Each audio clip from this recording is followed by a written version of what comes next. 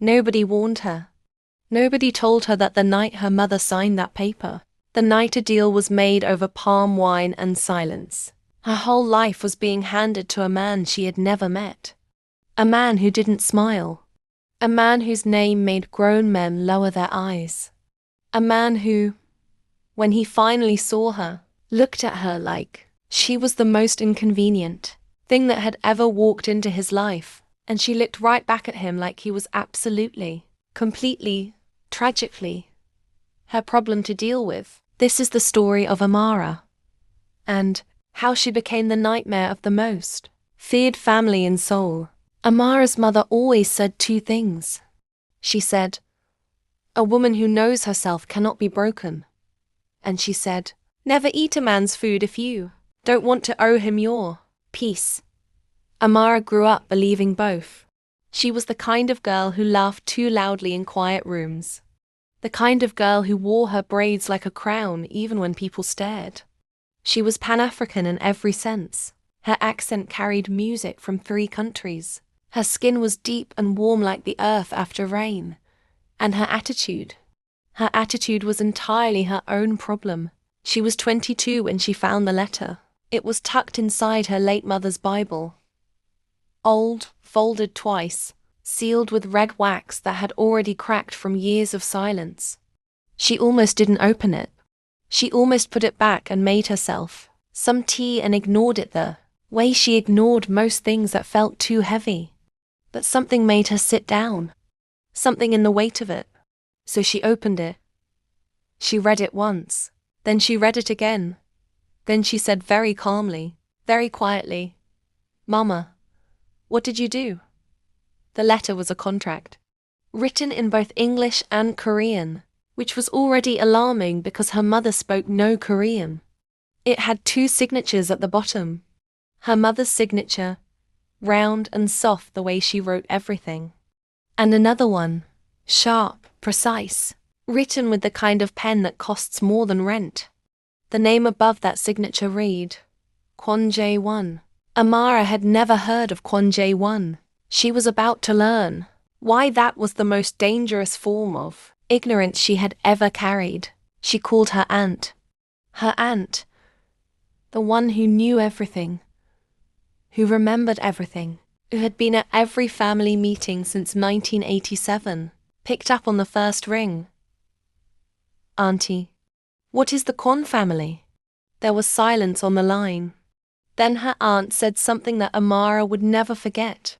"Amara, close that Bible.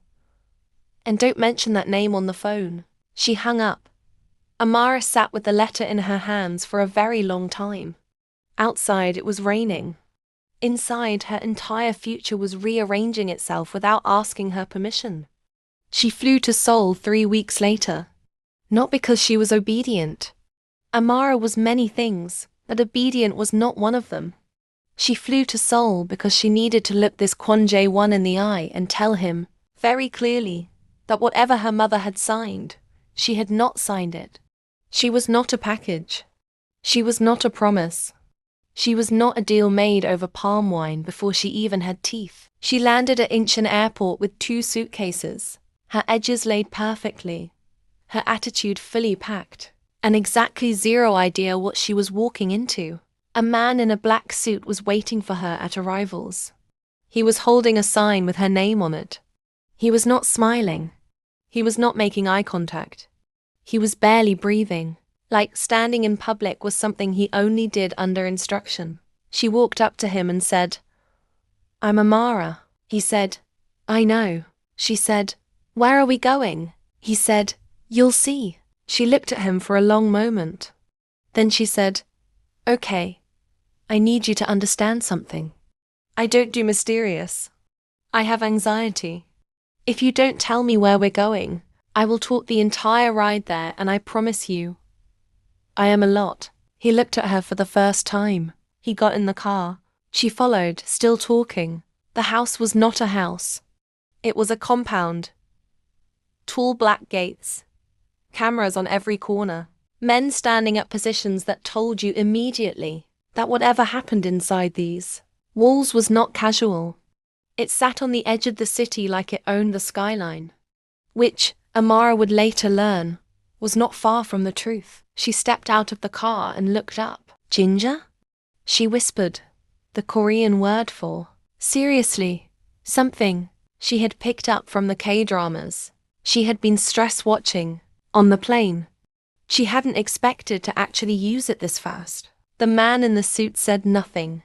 They walked inside. The interior was cold in a designed way. Everything was black and grey and expensive. There were no pictures on the walls. No plants. No warmth. It looked like someone had said, I want this place to feel like a warning. And the interior designer had said, say less. Amara stood in the middle of the entrance hall and looked around. Then a door opened, and Kwon Jae-won walked in. Later, when she described him to herself, because she had no one else to describe him to, she would say this. He was unfairly built. Tall. Sharp jaw. Eyes that looked at everything like they were calculating its value and finding it slightly below standard. He was wearing all black.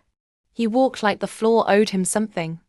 He had the energy of a man who had never once in his life been told no and survived it emotionally. He stopped when he saw her. She stopped when she saw him. There was a moment. One of those movie moments where the air changes, and the music would have swelled if this were a drama. It lasted about 3 seconds. Then he said, in the flattest, most unbothered voice she had ever heard, you're smaller than I expected. Amara blinked. Excuse me? The contract mentioned your family. I assumed. I'm sorry, she said, holding up one hand. Did you just look at me for the first time and decide to comment on my size? Is that really where you went? He looked at her. Not warmly, not coldly, just looked. You're Pan-African, he said, like he was reading from a file. Congratulations, she said. You have eyes. Something moved at the corner of his mouth. It was so fast she wasn't sure she'd seen it. It was not quite a smile. It was more like his face considered smiling, and then immediately voted against it. He said, You're not what I expected. She said, Neither are you. I expected scarier. The room went very quiet. The man in the suit stopped breathing again. Someone behind Jae-won shifted nervously. Jae-won just looked at her. Sit down, he said. I'll sit when I'm ready, she said. She sat down immediately after, but she did it slowly, to preserve her dignity. He explained the contract the way men like him explained everything, precisely, without emotion, and with the underlying assumption that she would simply accept it. The deal had been made 22 years ago. Her mother had needed protection. His father had provided it. The price had been a future arrangement, a union, between their bloodlines that would tie two worlds together. Her mother had agreed. His father had agreed. Both of them were now dead. And the contract, according to Kwon Jae-won, was still binding. Amara listened to all of this without interrupting. When he finished, she said, So you're telling me I was traded, before I was born, for protection money, like a futures contract? It was not. Like Bitcoin, she said. My mother bought me with Bitcoin and I didn't know. That is not what. I'm the NFT, she said. I am the world's first human NFT. Jae-won closed his eyes for 1 second. Just one. Like he was asking the universe for patience and the universe was on hold. The contract, he started again. I didn't sign it, she said simply. Your mother is not me. She looked at him steadily. With respect. And I mean very little respect right now. I did not agree to this. I am a person. I have a degree. I have plans. I have a skincare routine that I cannot abandon in a strange country. This contract does not exist to me. He looked at her. She looked back. Then why did you come? He asked. It was a good question. She had not prepared for a good question. To tell you that, she said, after a pause. You flew to Seoul, he said slowly, to tell me something you could have emailed. She opened her mouth. She closed it. I could have emailed. she admitted quietly. He did not throw her out. That was the first surprise. The second surprise was that he gave her a room. Not a small room, not a dismissive room, but a room so large and so beautiful that she stood in the doorway for a full minute just blinking at it. There was a window that looked over the whole city.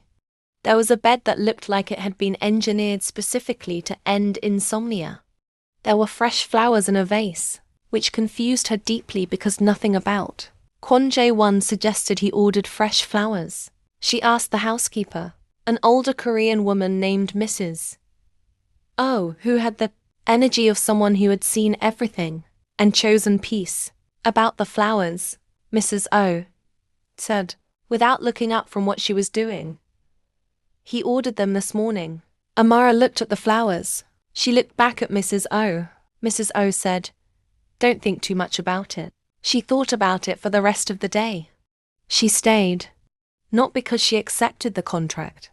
She made that very clear at breakfast the next morning.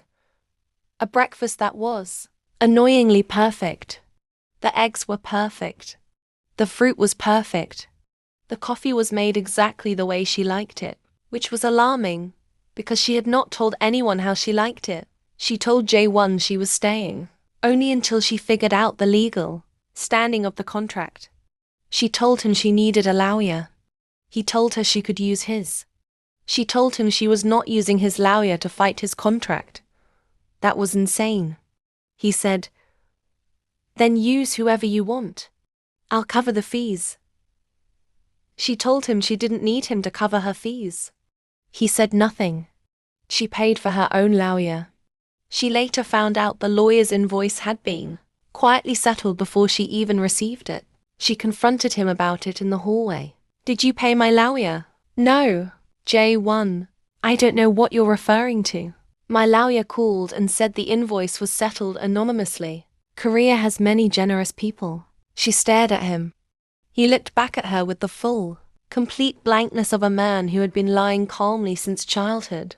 You are unbelievable, she said. You're welcome, he said, and walked away. She stood in the hallway. She was furious. She was also, against every instinct she had, fighting a smile. She did not let it win. The first time she saw what he really was, not the cold exterior, not the sharp words, was 2 weeks into her stay. She had woken up at 3 a.m. because she couldn't sleep, which was becoming a pattern. She had gone to the kitchen for water. She had heard voices, low, serious, in Korean, coming from the study. She should have gone back to bed. She did not go back to bed. She stood near the door and listened. Her Korean was limited. She knew 안녕하세요. She knew 마안해, sorry. She knew 사랑해, I love you, from an embarrassing number of dramas. But she could feel the weight of what was being said without understanding every word. Someone was in trouble. Someone needed help.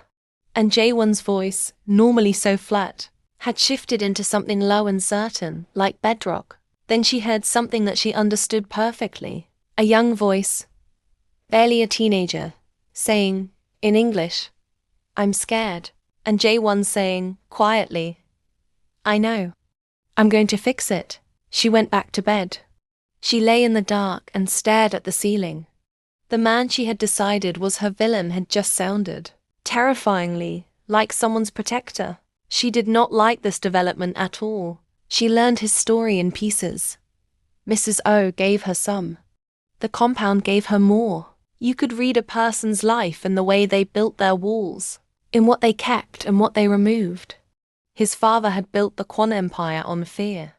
Jae-won had inherited it at 25 when his father died. Inherited the debts, the enemies, the weight of 100 people whose survival depended on the Kwon name holding. He had not chosen this life the way people choose careers. He had been handed it the way people are handed grief.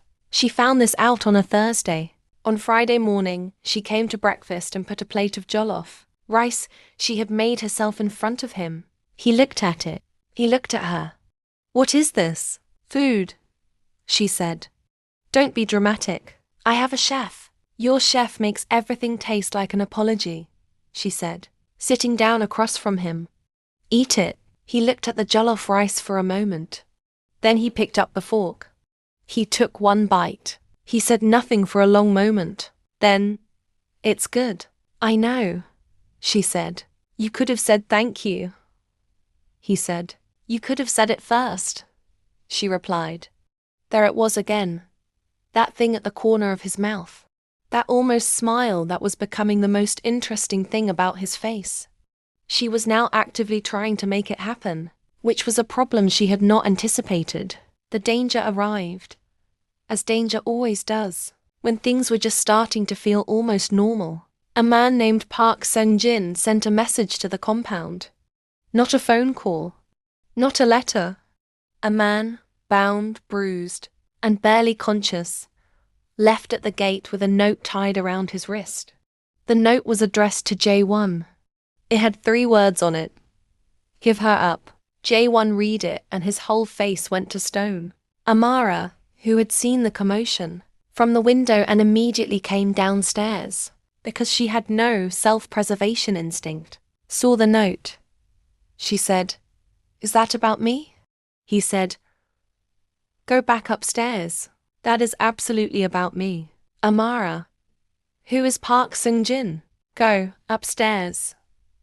"I have a right to wait. Olageseo," he said sharply. "Go up in Korean." She went upstairs. But she sat at the top of the stairs and listened to every word of the meeting that followed, and she was not even slightly sorry about it. Park Seung-jin was an old enemy.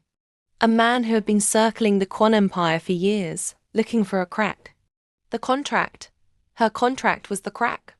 If Jae-won was bound to it, then Amara was leverage. And Park wanted leverage. She understood all of this by the time Jae-won came upstairs and found her sitting cross-legged in the hallway outside her room, waiting for him. He stopped when he saw her. "You were listening," he said. "I was sitting," she said. "The stairs are public space." He looked at her for a long moment.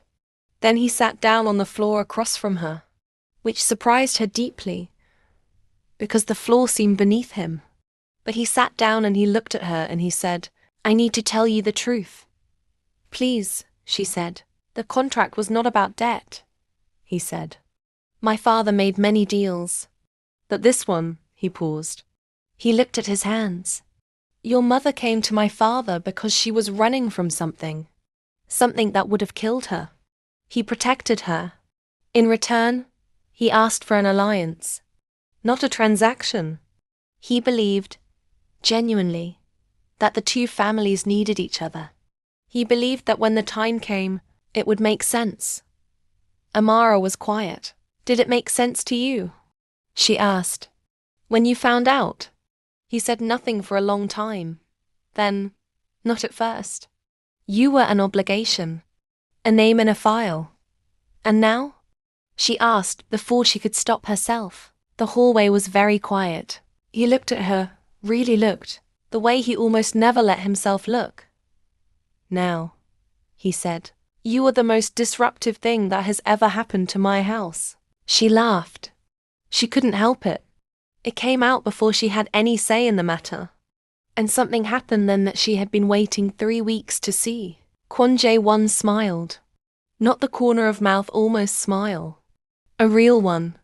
Quiet, brief, like a light turned on in a room that didn't know it was dark. She felt it in her chest like a drum. She looked away first because she had to. The plan to deal with Park came together fast. Jae-won's team was efficient in the way only people who had survived consequences were efficient. But Amara had an idea that none of them had considered, because none of them knew what she knew. She had seen the man Park sent, the one left at the gate, and she had recognized on his wrist, underneath the note, a small tattoo. A tattoo she had seen before, in her mother's photographs. A tattoo that meant this man was not simply Park's soldier. He was someone who had known her mother, which meant Park's connection to her family went deeper than anyone had traced. She told Jae-won. He went very still. "Show me the photographs," he said. She brought them out. A small envelope she had carried from home. The way you carry things that belong to people you miss.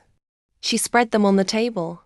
He leaned over them, and she leaned too, and they were very close in the way people get close over important things. Close enough that she could feel the warmth of him, and she could smell something clean and expensive that she had been pretending not to notice for weeks. He pointed to a photograph. "This man," he said. "Yes," she said. "I know who he is," Jae-won said quietly. "And if he's involved, this is bigger than Park." She looked at him. He looked at her. "Amara," he said. And the way he said her name, for the first time without distance in it, without formality, made her want to look away again. She didn't. "Tell me," she said. "Your mother didn't just need protection," he said. She knew something. Something about a network that has been operating between West Africa and Seoul for 20 years. My father protected her because she gave him information. And that information. He paused. "Park wants it. And he thinks you have it." She sat back. She thought about the Bible. The letter. The 2 signatures. She thought about her mother, who said, "A woman who knows herself cannot be broken." She reached into the envelope and pulled out one more thing she had not shown him. A small folded paper. Old, dense with tiny handwriting. She placed it on the table. "My mother," she said quietly, "apparently had very good reasons for everything." What followed was 3 days of barely sleeping, eating at strange hours, and Amara learning more about the underworld of Seoul than she had ever expected to know. Jae-won's team worked in shifts. She worked alongside them because she refused to be parked somewhere safe and ignored, and after the 3rd time she followed someone into a room they hadn't invited her into, Jae-won stopped trying to exclude her and simply handed her a chair. She took it. She did not say thank you. He did not look surprised. On the 2nd night, somewhere around 2 a.m., she fell asleep at the table. She didn't mean to. 1 minute she was reading a document. The next, nothing. She woke up in her bed, with a blanket she did not put on herself. She stared at the ceiling for a long time. She said softly, to no one, "Aegu." The Korean expression of exasperation that she had adopted entirely for moments when words failed her. Then she got up and went back to work. When Park made his move, he made it the way overconfident men always do. Loudly, and without enough information. He sent men to the compound expecting resistance. He got something worse. He got a compound that was empty. Because Jae-won had moved everyone 24 hours before, based on a tip that Amara had extracted from a contact of her mother's. A woman in Lagos who spoke in proverbs and had, apparently, been waiting for someone to call her for 22 years. The plan worked. Park walked into nothing, and by the time he understood what had happened, Jae-won had already handed the full documentation of Park's network, supported by her mother's records, to parties who made Park's operation collapse from the inside. It was quiet. It was precise. It was thorough. Amara watched it happen and thought, so this is what power looks like when someone actually knows how to use it. The night it was over, the compound was calm for the first time since she had arrived. The team had dispersed. Mrs. O had gone to bed, not before making food for everyone, and side-eyeing Jae-won in a way that contained an entire novel. The house was quiet. Amara stood on the balcony of her room, looking at Seoul the way she had looked at it that first night, like she was still trying to understand what it meant that she was here. The city glittered below her, indifferent and beautiful. She heard the door behind her. She knew who it was without turning. Jae-won stood beside her. He didn't say anything for a while. Neither did she. They both just looked at the city. Then she said, "My mother knew, didn't she?" She knew what she was doing. "Yes," he said. She knew that one day all of it would come back. The network, Park, everything.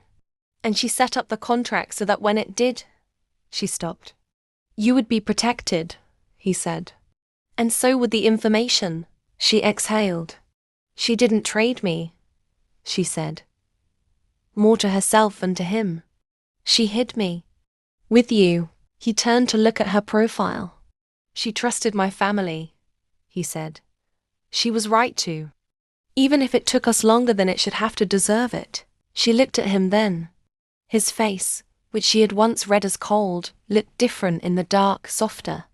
Like a person instead of a position. Jae-won, she said. Amara, he said, in that same way. The way with no distance in it. I still didn't sign the contract, she said. I know, he said. So technically, I know, he said, more quietly. I'm not obligated to stay, she said. He looked at her. He said nothing. Say something, she said. If I speak, he said slowly, carefully, the way a man speaks when he has spent his whole life being careful, I will say something I cannot take back. She turned to face him fully. Malhebwa, she said. Say it, in Korean, not perfectly, but close enough. He looked at her like she had surprised him, which was its own reward. He looked at her for a long moment.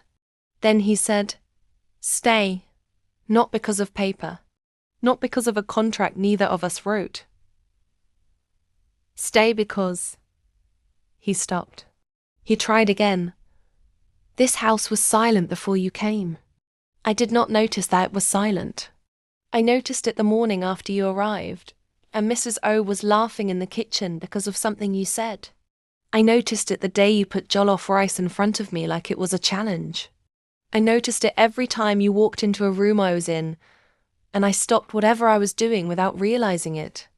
He looked at the city. I noticed it tonight when the house was safe, and my first thought was, where is Amara? Not, is the operation complete? Not, is the threat neutralized? Just, where is she? The city glittered. Amara's heart did something complicated.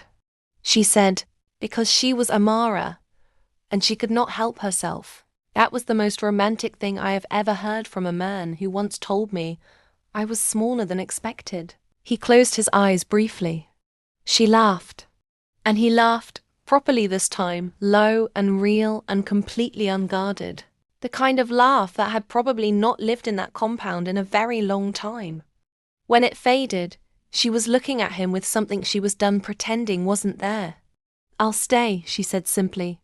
He reached out and took her hand. Not dramatically. Not with a speech. Just took it. Held it. Like it was something he had been keeping himself from doing for weeks. Which it was. She looked down at their hands. His pale, careful. Hers deep and warm. Rings on 2 fingers. A small scar she got at 14 from a cooking accident she still hadn't forgiven herself for. Uri, he started. The Korean word for us, ours, we. Uri, she agreed, before he could finish. They stood like that for a long time. The city below them, brilliant and awake. The compound around them, finally, genuinely quiet. And Amara, the girl who had found a letter in a Bible and boarded a plane to argue with a stranger, thought about her mother. And she thought, you absolute genius. You absolute, maddening, brilliant woman. She smiled at the sky. The sky did not answer, but the city did, lit up and loud and alive, exactly the way she was. 3 months later, Mrs. O told anyone who asked that the compound had never been so noisy, and that she had never been so happy about it. Jae-won's team had adopted Amara with the uncomplicated loyalty of people who respected someone who was not afraid. The lawyer who had been quietly paid sent Amara a fruit basket she still hadn't acknowledged. And the contract, the original 2-signature document that had started everything, sat framed on the wall of the study. Not because it bound them, but because she had written, in bold ink across the bottom, this one's mine. Amara. Jae-won had said nothing when she did it. He had simply looked at it, looked at her, and said, "Ginger, seriously?" "You're my nightmare," she said. "You love it." He said nothing. He was smiling when he walked away.